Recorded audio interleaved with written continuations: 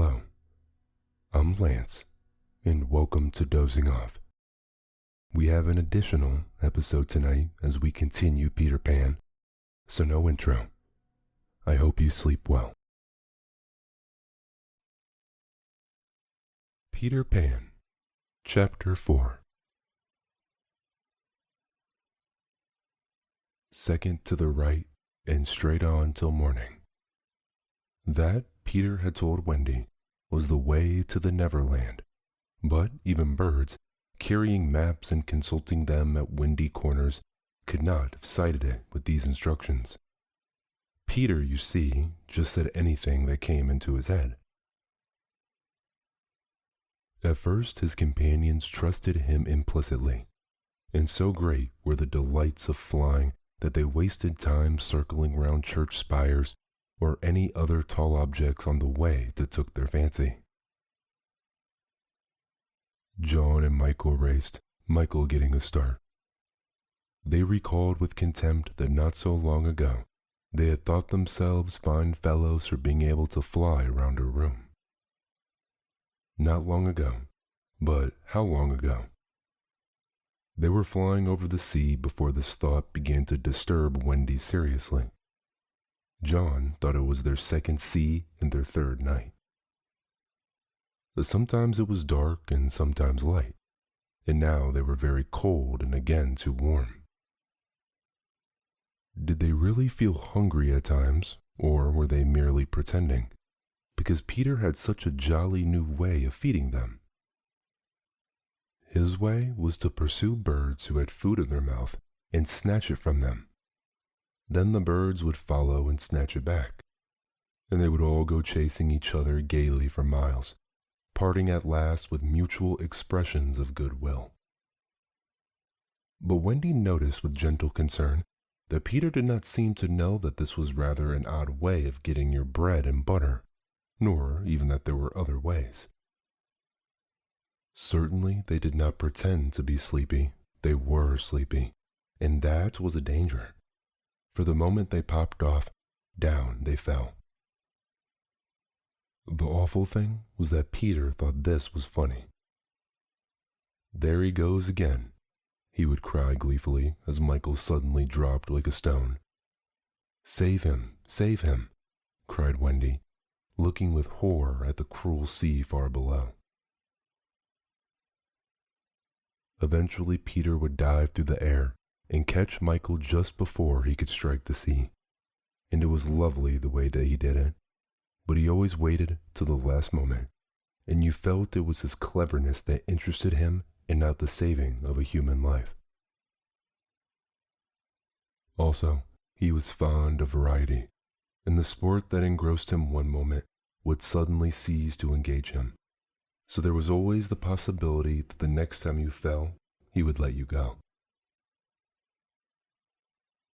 He could sleep in the air without falling, by merely lying on his back and floating, but this was, partly at least, because he was so light that if you got behind him and blew, he went faster. "Do be more polite to him," Wendy whispered to John when they were playing Follow My Leader. "Tell him to stop showing off," said John. When playing Follow My Leader, Peter would fly close to the water and touch each shark's tail in passing, just as in the street you may run your finger along an iron railing. They could not follow him in this with much success, so perhaps it was rather like showing off, especially as he kept looking behind to see how many tails they missed. "You must be nice to him," Wendy impressed on her brothers. "What could we do if he were to leave us?" "We could go back," Michael said. "How could we ever find our way back without him?"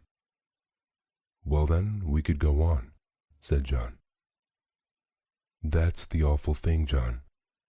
We should have to go on, for we don't know how to stop."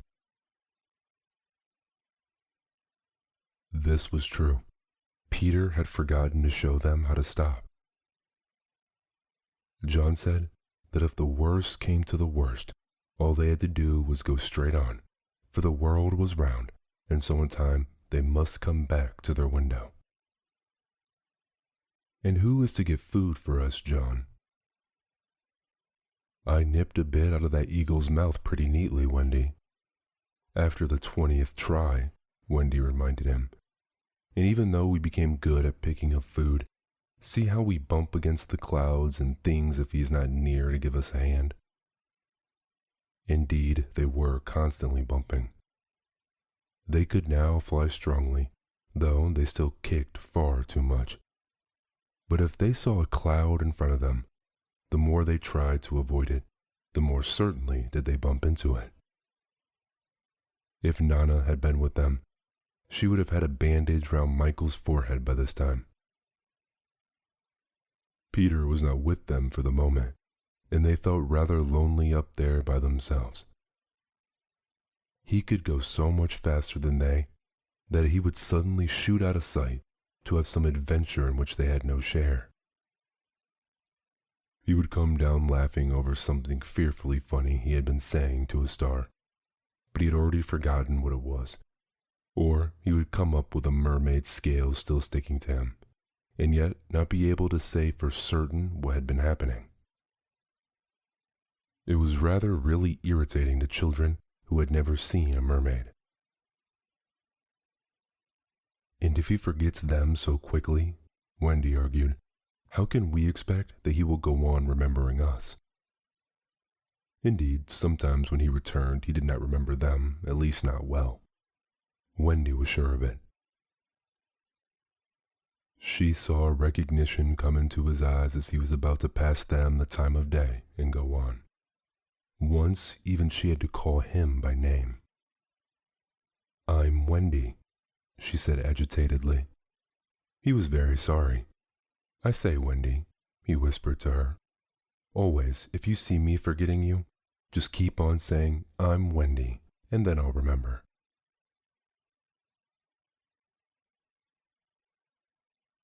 Of course, this was rather unsatisfactory. However, to make amends, he showed them how to lie out flat on a strong wind that was going their way. And this was such a pleasant change that they tried it several times and found that they could sleep thus with security.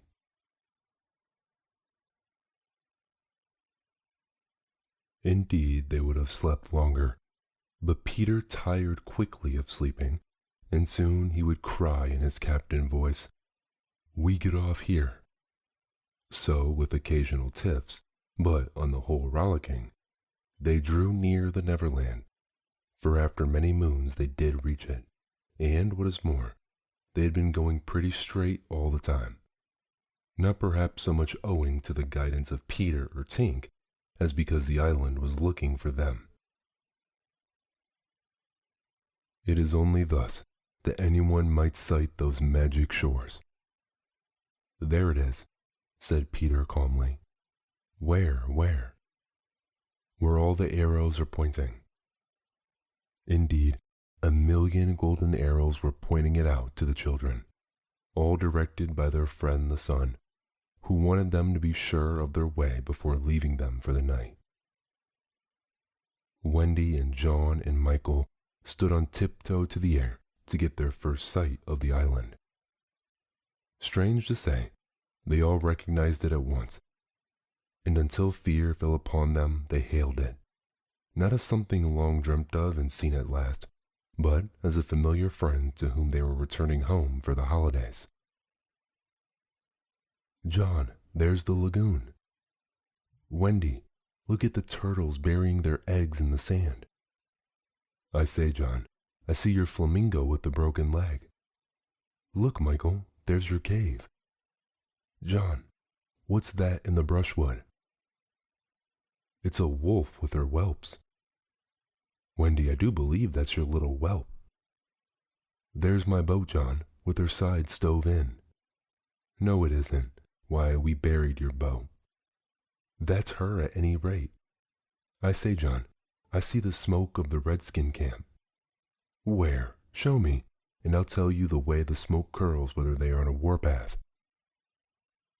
"There, just across the mysterious river." "I see now. Yes, they are on a warpath right now."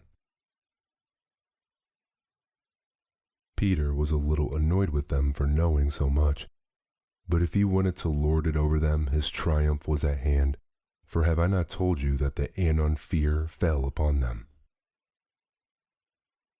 It came as the arrows went, leaving the island in gloom. In the old days at home, Neverland had always begun to look a little dark and threatening by bedtime. Then unexplored patches arose in it and spread. Black shadows moved about in them. The roar of the beasts of prey was quite different now, and above all, you lost the certainty that you would win. You were quite glad that the nightlights were on. You even liked Nana to say that this was just a mantelpiece over here, and that Neverland was all make-believe. Of course, the Neverland had been make-believe in those days, but it was real now, and there was no nightlights, and it was getting darker every moment. And where was Nana? They had been flying apart, but they huddled close to Peter now. His careless manner had gone at last. His eyes were sparkling, and a tingle went through them every time they touched his body. They were now over the fearsome island, flying so low that sometimes a tree grazed their feet. Nothing horrid was visible in the air, yet their progress had become slow and labored, exactly as if they were pushing their way through hostile forces. Sometimes they hung in the air until Peter had beaten on it with his fists. "They don't want us to land," he explained. "Who are they?" Wendy whispered, shuddering. But he could not or would not say. Tinkerbell had been asleep on his shoulder, but now he wakened her and sat her on the front. Sometimes he poised himself in the air, listening intently, with his hand to his ear, and again he would stare down with eyes so bright that they seemed to bore 2 holes in the earth. Having done these things, he went on again. His courage was almost appalling. "Would you like an adventure now?" he said casually to John. "Or would you like to have your tea first?"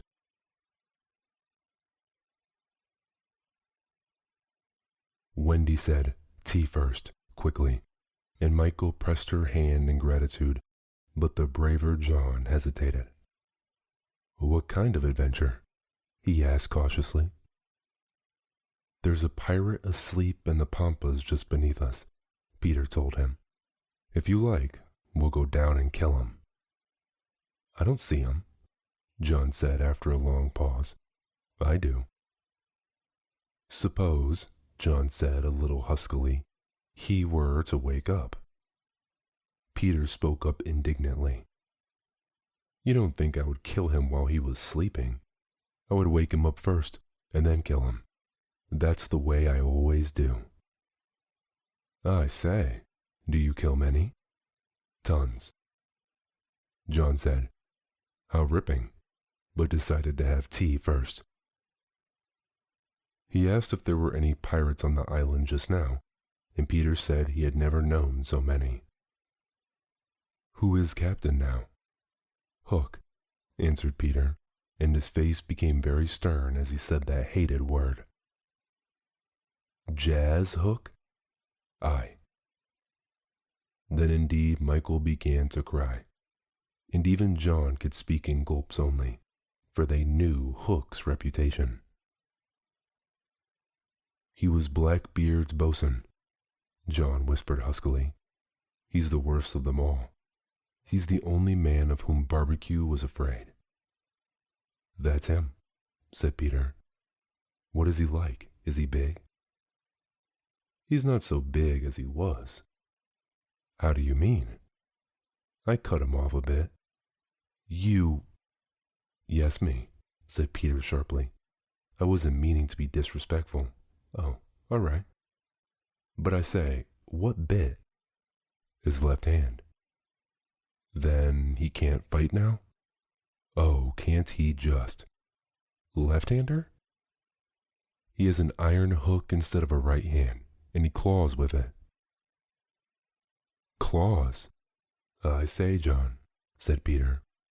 Yes, say, aye, sir. Aye, sir.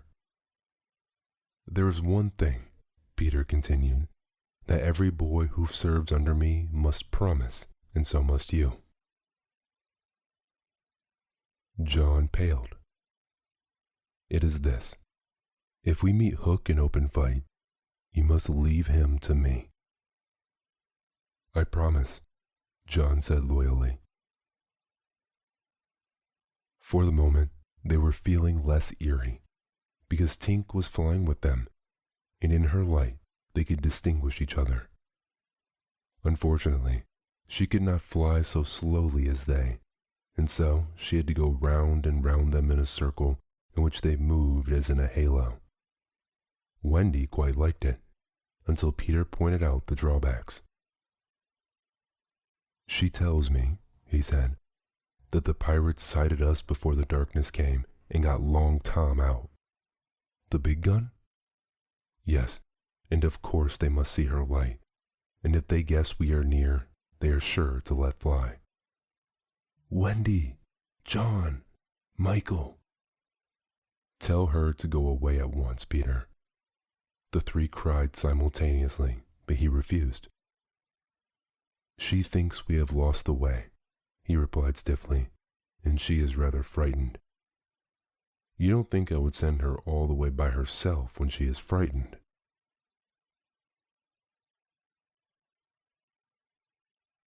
For a moment, the circle of light was broken, and something gave Peter a loving little pinch. Then tell her, Wendy begged, to put out her light. She can't put it out.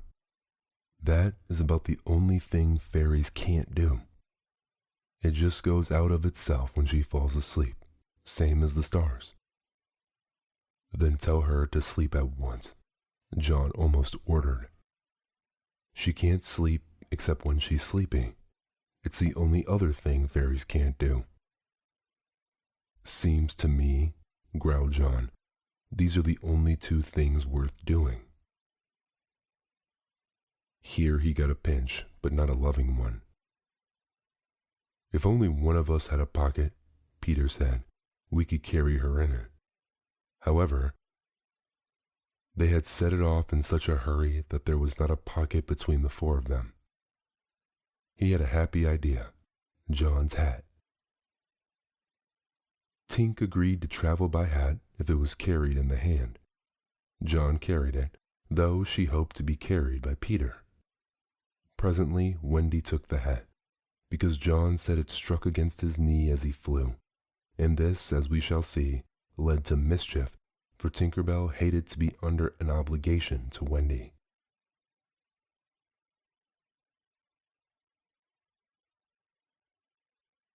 In the black topper, the light was completely hidden, and they flew on in silence.